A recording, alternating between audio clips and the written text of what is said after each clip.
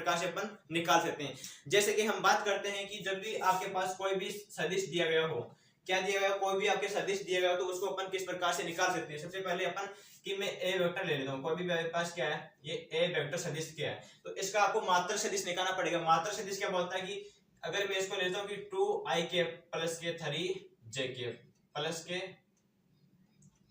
यहाँ पर ले लेता हूँ 104 के ले लेता हूँ, यानी जो भी अक्ष डायरेक्शन है उसके अंदर क्या 2i है, और आपकी y डायरेक्शन है अक्ष के अंदर तो 2 है, और यूनिट इसका यूनिट यानी परिमाण क्या है इसका 2 है, y दिशा के अंदर इसका क्या परिमाण क्या है 3 है, और इसका z दिशा के अंदर यानी इसका परिमाण क्या है 4 है। तो आपको इसका पूछा गया है कि इसका आपको मात्रक सदिश निकालना है। तो मात्रक सदिश किस प्रकार से निकालते हैं, मात्रक सदिश का सिंपल सा फंडा आपको निकालना पड़ता नहीं, आपका एक इतना सा फॉर्मूला होता है, यानी इसको एक कैप बोलते हैं, इसको बोलते हैं मात्रक सदिश यानी यूनिट वेक्टर बोलते हैं। सबसे पहले क्या करेंगे, जो भी आपको वेक्टर दिया गया उसका वेक्टर का ऐसा कैसा और उसका क्या निकालेंगे, वेक्टर का परिमाण निकालेंगे और उसको उससे डिवाइड कर देंगे, तो हमारा क्या मिल जाएगा, हमें मात्रक सदिश मिल जाएगा। क्या मिल जाएगा, मात्रक सदिश मिल जाएगा।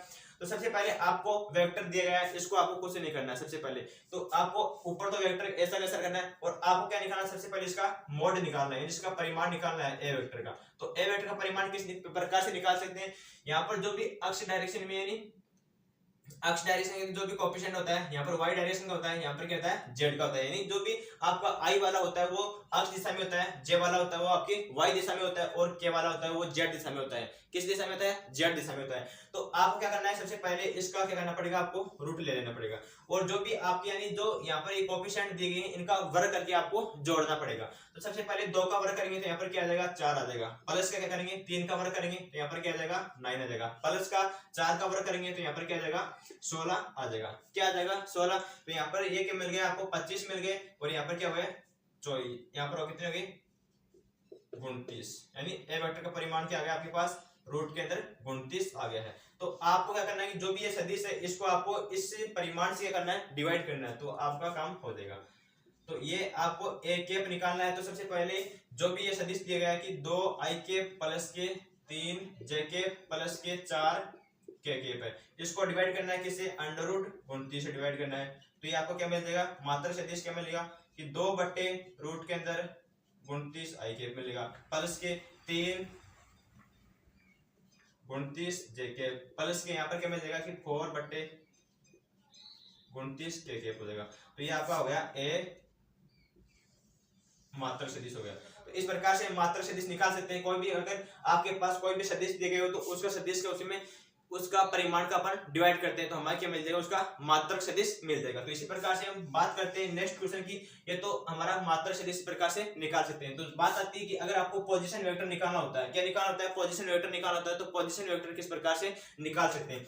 जैसे कि मैं मान लेता हूँ कि हमारे पास क्या है, कोई लाइन है, यानी कोई भी है लाइन है, कहीं पर भी स्थित, मैं उसको प्लेन में बोल सकता हूँ, किसमें भी स्थित है। तो यहाँ पर इसका पॉइंट है, ये बिंदु ए है, यहाँ पर ये पॉइंट क्या है इसका बी है। तो इसका यानी दो इसका निर्देशन क्या है 2, 3, यहाँ पर क्या है 4 है, और इसका निर्देशन मान लेते हैं यहाँ पर क्या है कि 5, 6, यहाँ पर क्या है 7 निर्देशांक है। तो हमें पूछा गया है कि जो भी ए बी, जो ए और बी के वेक्टर का क्या आपको निकालना है, पोजीशन वेक्टर निकालना है। तो पोजीशन वेक्टर के लिए अपन क्या करेंगे, जो भी आपका पहले वाला होता है वो अक्ष 1 होता है, यहाँ पर क्या होता है ये अक्ष 2 होता है, यहाँ पर ये सेकंड वाला y1 होता है, यहाँ पर सेकंड वाला y2 होता है, यहाँ पर फर्स्ट वाला z1 होता है, यहाँ पर क्या होता है ये z3 होता है। अगर आपके पास 2 पॉइंट दे रखे तो दोनों को लेंगे, 3 को दे रखे तो 3 को लेंगे, और 1 दे रखा तो अपन 1 को लेंगे।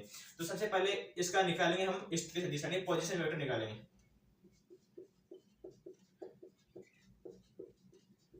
Position vector of A B किसका निकालेंगे, ए बी वेक्टर का स्थिति सदिश निकालेंगे। तो इसके अंदर क्या करेंगे, ए बी का अपन को निकालना है पोजीशन वेक्टर। तो क्या करेंगे, यहाँ पर भी बिंदु के अंदर जो भी बी वेक्टर है उस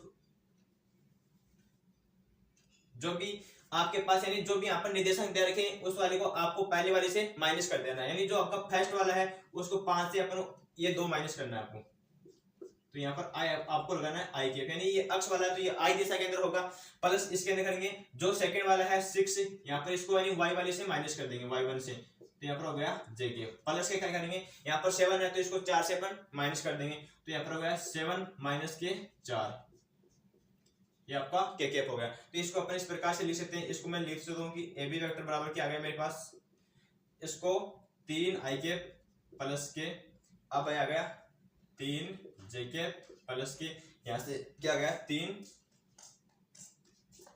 के कैप। तो ये गया इसका पोजीशन वेक्टर। पोजीशन वेक्टर क्या होता है कि जब भी कोई दो पॉइंट होते हैं आपके पास, तो पहले दूसरे वाले से अपन को पहले वाला माइनस करना होता है, तो हमें उसका पोजीशन वेक्टर मिल जाता है। तो अगर आपको आगे पूछा जाए कि जो भी आपके पोजीशन वेक्टर है आया है उसका आपको मात्रक सदिश ज्ञात करना है। क्या ज्ञात करना है? मात्रक सदिश। तो इस प्रकार से इसका मात्रक सदिश ज्ञात करेंगे। जो भी आपके पास क्या दे रखा है कि ए बी, इसका निकालेंगे मात्रक सदिश। तो ए बी वेक्टर का सदिश, जो भी सदिश दे रखा है वो सदिश और इसका मापांक ले लेंगे, यानी इसका मैग्नीट्यूड लेंगे। तो जो भी कैंडिडेट इस वीडियो को देखेगा वो इस कमेंट बॉक्स में